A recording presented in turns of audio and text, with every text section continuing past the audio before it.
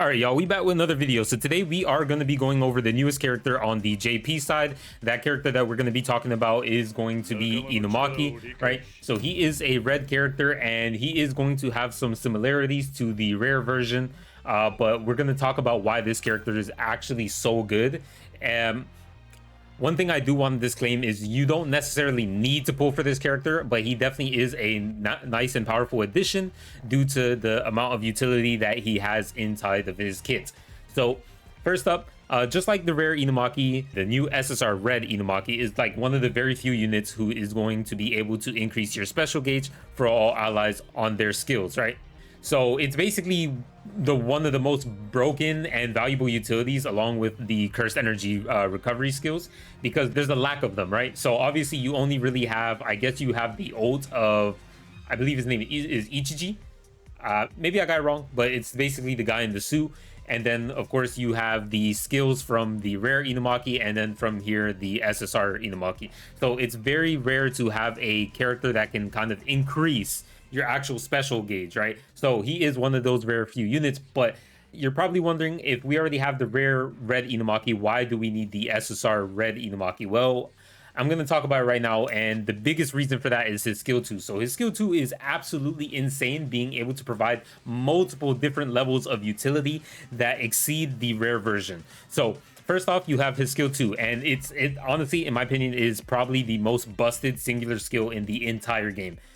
This skill provides the most support in all categories, providing you an overall damage increase based on debuffs, special gauge recovery, and on top of that, a CC, right, on just one singular skill. Now, unfortunately, his damage increase, it's only for red types, but he's still essentially a staple for, like, you know, if you're trying to charge your ult gauges, and especially on a mono red team if you haven't, because on a mono red team I feel like there's no reason why you shouldn't be using this character in almost all scenarios. This skill 2 does so much, it's ridiculous. So I'll just kind of give you like I'll say what it does so you can kind of understand and get an idea of what you're able to do with this. So first off, you have the first part of the actual skill, which is stuns the selected enemy for 1 turn, and the chance is a 150%. What the fuck is wrong with me? 156% chance, right? Obviously it's 142% here because I do not have it maxed yet, but I will be maxing it in due time.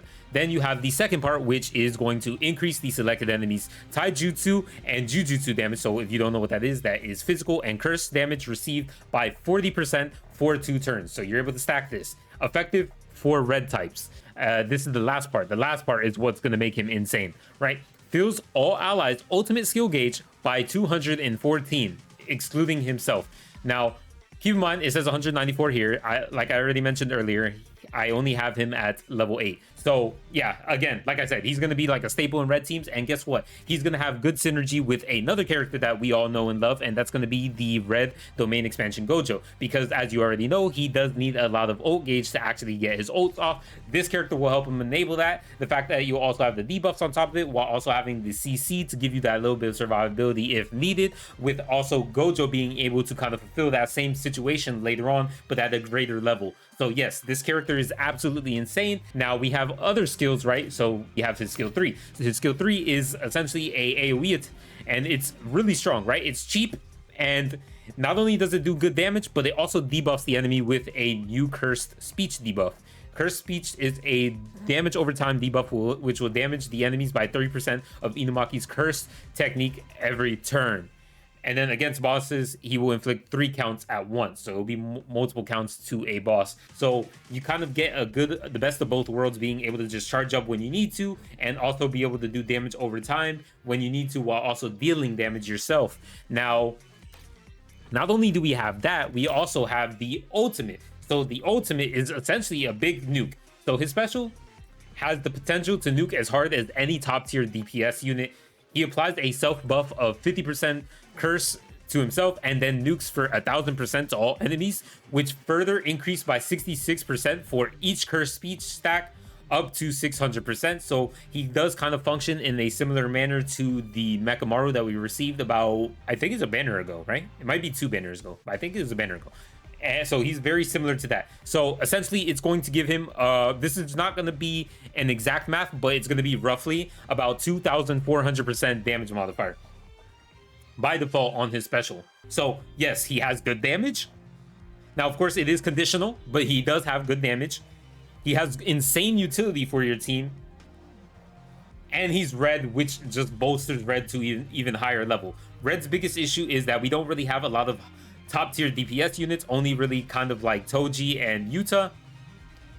With, of course, they have insane supports though. They have Inumaki and they have Domain Expansion Gojo to kind of bolster them to kind of be on the same level of other, you know, colors and typings. So that means in the future, when we do get a strong red DPS, I feel like they're going to reign supreme because they have so much insane support, just like yellow. Now that we finished talking about Inumaki, because I still think this character is tremendously like insane. It's crazy. Now, he's not a necessity, but he is going to make your life a lot easier, especially when you're going to be doing potential bosses where he's definitely going to shine at his pillar, his actual peak. That's definitely where he's going to be standing at. And I feel like he's definitely going to be needed on the red one for sure.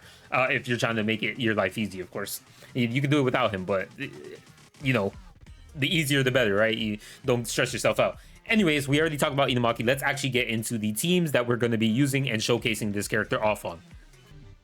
All right, so we're here on the teams. As you can see, we do have, of course, our Domain Expansion Gojo, because he is a Giga Chad and he kind of fits practically anywhere as a support character. We have Yaga because he's free to play. Not only is he free to play, he is one of the best supports in the game in terms of buffing. Then we have, of course, Inumaki, because Inumaki is going to be fulfilling in this team, he's going to be fulfilling his supportive role in being able to kind of debuff the enemy, charge the ult gauge for the team. Then after that, we do have our Yuta. Yuta is, of course, going to be our main carry, our DPS. Of course, you know, Inumaki, he's just here to fulfill a supportive role. So you obviously need someone who's going to be your carry, and he's going to fulfill that role here. Next up, we have our secondary team. So our secondary team is going to be very similar, but not quite. So as you already know, we have the standard formula of having a normal team, and then we do have our Nuking team. This is going to be our Nuking team. That's basically going to be the two teams that we're going to use. Let me just show off the skill level so you can kind of get an idea of where they're at. And then for the other team. But yeah, anyways, those are going to be the teams. That's going to be the explanation about Inumaki. Let's actually get right into the showcase. Let me not bore you any longer.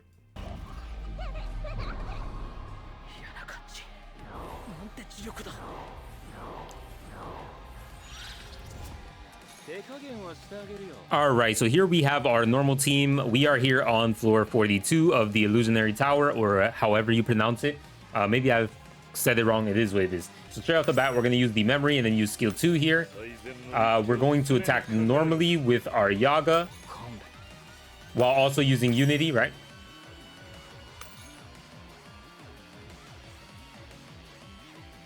Actually, let me think a little bit.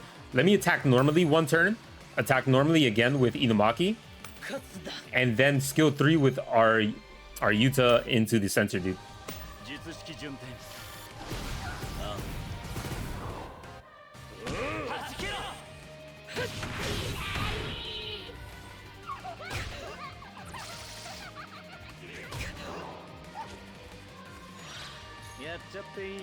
Okay, then here we're going to use skill 2. We're going to use Unity. We're going to start buffing. Then we're going to use skill 2 on our Inumaki here to the center, dude. And then another skill 3 from Yuta.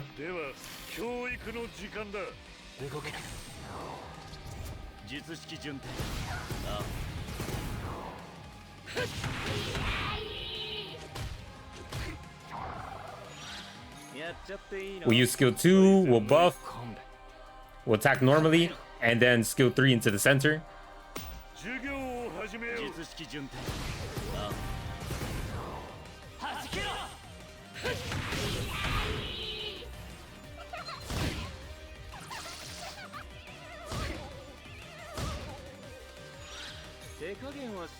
We'll skill 2, we'll skill 2, we'll skill 2 here as well. And then we will skill 1 with our Yuta, and yeah.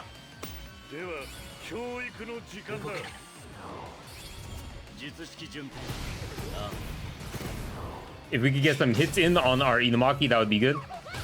Yes, nice. That's what we like to see. That's what we like to see. So now we got the full setup that we wanted. Very good. So here we're just going to ult straight away with Domain Expansion Gojo. We're going to buff with Yaga because we don't care about his ult here. So his buff should be going off first before, you know, we have Gojo's and then Inumaki's. Then we're going to use Kamo's archery lesson with our ultimate. So that way we do damage to the enemies. And then we will use, of course, last but not least, our Yuta's non-standard with his ult. And yeah, Inumaki should clean up all the ads, and then, you know, Yuta should do the remaining damage, and we'll have all the debuffs and everything that we want active. Anyways, we are just going to get right into it and do everything that we want to do.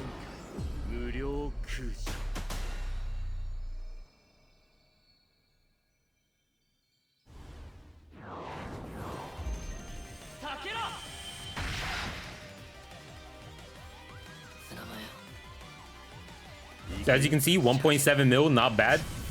Considering we weren't stacking cursed speech counts on the enemy either.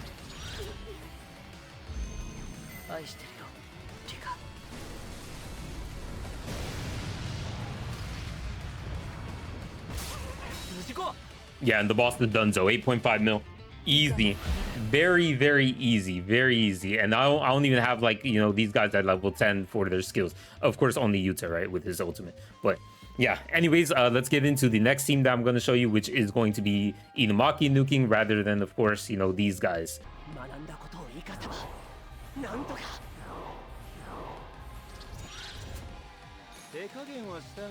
All right, so we're here on floor 42 again. I was going to do Panda, but then the biggest issue I ran into is the fact that Gojo just did too much damage in the time of the build-up to actually get to our Inumaki's ult. So we're just gonna have to do it on 42, where the enemies will survive a bit longer. Same procedures. We're gonna be using this very same things, right? So here we're just gonna use Unity straight away. We have Yuki to kind of sustain everything we want to do, so I think we should be fine. We use skill 2 on the center dude.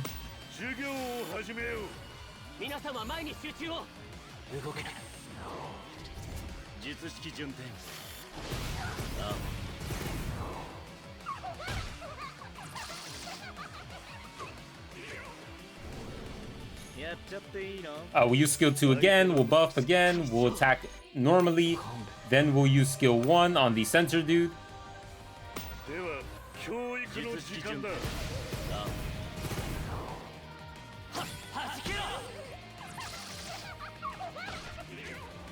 Not bad so far. We've been dodging everything, which is nice.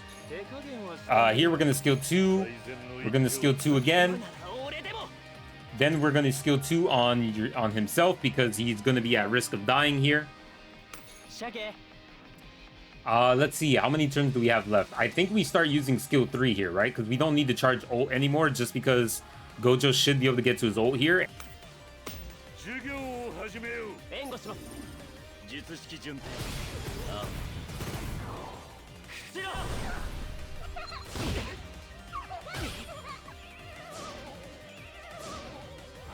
Okay, that's fine. Here we can ult, right? Because we already have the ult and we want to make sure we get the maximum effectiveness. So we'll ult here. We'll buff. We'll skill 3. And then we'll skill 3 again with Inumaki.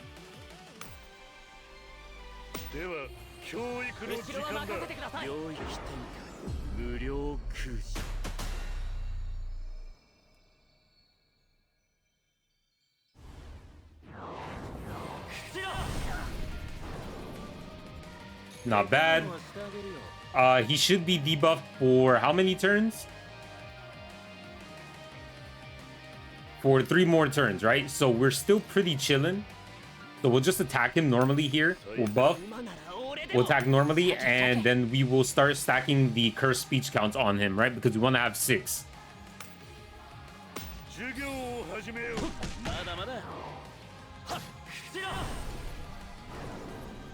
Okay, not bad.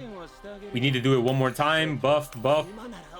Attack normally. Skill 3.